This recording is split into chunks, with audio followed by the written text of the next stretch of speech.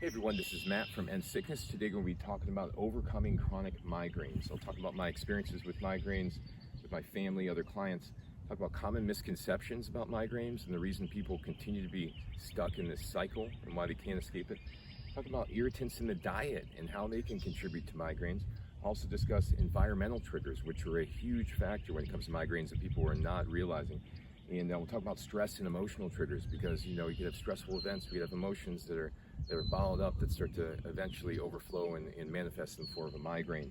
And I'll talk about migraine recovery steps, what we do to actually recover from these once and for all in a very unique way of approaching it that is much less dependent upon, supplements and medication and things like that. And I'll go over why there's always a reason for a migraine. It's not something that just randomly happens. There's always a reason for it. And by the end of this video, you should know what a lot of the reasons are, and it should help you to be able to avoid these situations and improve your health. So what I first want to say is I am not a medical doctor. This is not to be used for personal health or medical recommendation. This is for my experience for educational and informational purposes only, okay? So my experiences with migraines. I never personally had migraines. I've had headaches, but my mom went through migraines all of her life, right? And I also worked with a number of clients who had migraines. So this is going to be a lot based upon the experience of working with other people and my knowledge of mast cells and their implications in migraines and how basically the migraines always are started with mast cells which secrete inflammatory molecules. And you have to identify why the mast cells are being triggered to identify why the migraines are happening, okay? And this is the commonality amongst most of these chronic conditions. So I'll discuss more of that. The common misconceptions are that migraines are random. Migraines are something that some people have and other ones don't, and it's just the way life is, and they're gonna have to live with them, and they need medication to be able to handle this, This is a common misconception, In my experience, the truth is that there's always a reason, as I said at the end of the video, there's always a reason for migraines, and it's usually what we're consuming, inhaling, or thinking, right? And obviously, if you put the body through too much stress in the form of sleep, sleep deprivation, or exercising too much, or all the other being out in the sun for hours upon end, or extreme cold environments, or there's other things that are stress that can cause migraines, but it's not some condition that can't be resolved. You just have to be able to figure out what your primary triggers are and why, and what to do about them to prevent them from occurring. As you prevent them from occurring more and more often, then you have less frequent migraines, and then eventually your body becomes more resistant to these things over time. So I'll talk more about that in a little bit. But irritants in the diet, okay? That's the number one thing you gotta watch out for. Common irritants are gluten, eggs, nuts, seeds, dairy, processed foods, eating too much meat, spices, dried herbs, condiments, those things, all the things that people are probably eating who have migraines, right? But I've seen with my clients, my mom, other people, is that, as we get off of these mast cell triggering foods, then we start to have less frequent migraines. And when we do, it's obvious. It's after the Kung Pao chicken with, soy sauce and peanuts that night, So the reality is, that there's always, 80% of the time, there is a irritant in the diet that is triggering the migraines, okay? So you gotta be looking at the diet first before everything else, all right?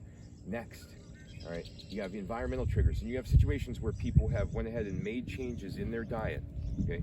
But they're still having these reactions, these migraines, and they're just random, and they're having reactions to all kind of foods that are weird too, different reactions to foods, and they're having, issues with sleep possibly, other symptoms that seem to not be going away, chronic inflammatory symptoms.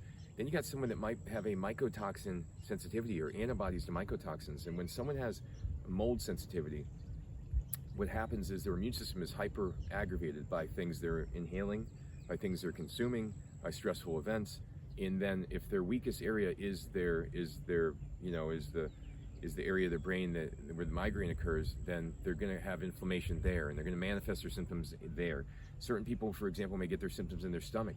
Other people may get their symptoms right in their in the form of a migraine. Some people get itchiness, etc. So environmental triggers are a massive factor. You've got to always consider, is there mold present, or is there a problem in the house that I'm living in when you have chronic migraines? Next, stress and emotional. This is stress typically from it could be any type of stress. I mean, it could be stress from work, personal life. It could be not sleeping well. It could be exercising too much. It could be too much sun, too much too much cold, you know, etc. It could be stress in general, emotional triggers when things happen in life and you don't deal with them in the moment, you just suppress them, or you blame others and you don't introspect about how you could have done things differently, how you could have reacted differently. These things all will build up tension in the body and stress in the body, and it will lead to a higher probability of migraines.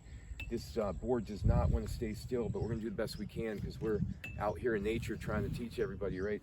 So migraine recovery steps, the first thing we want to do is we want to go through a elimination diet, you know, where we're consuming mostly fruits, vegetables,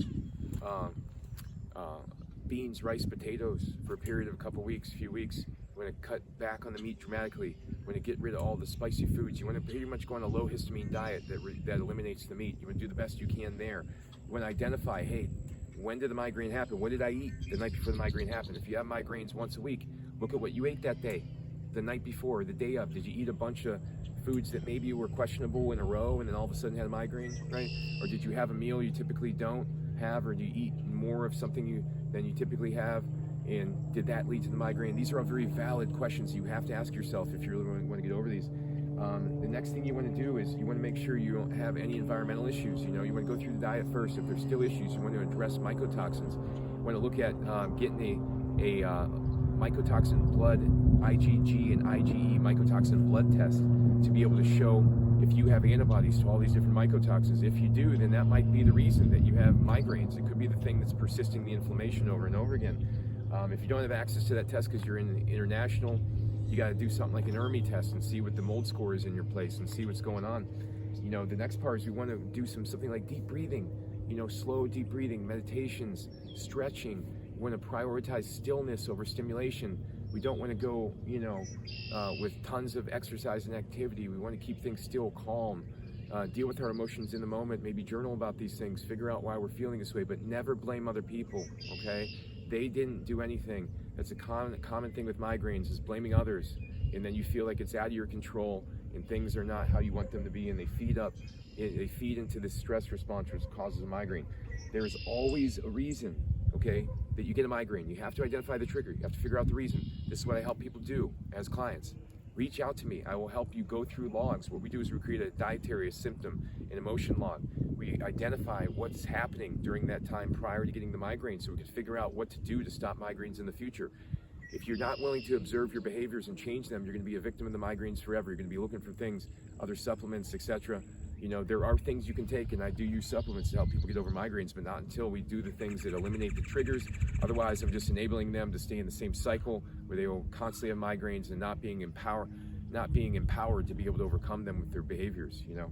So to summarize, migraines can be beaten. I've helped people do it myself. You can look at my reviews on my website and see.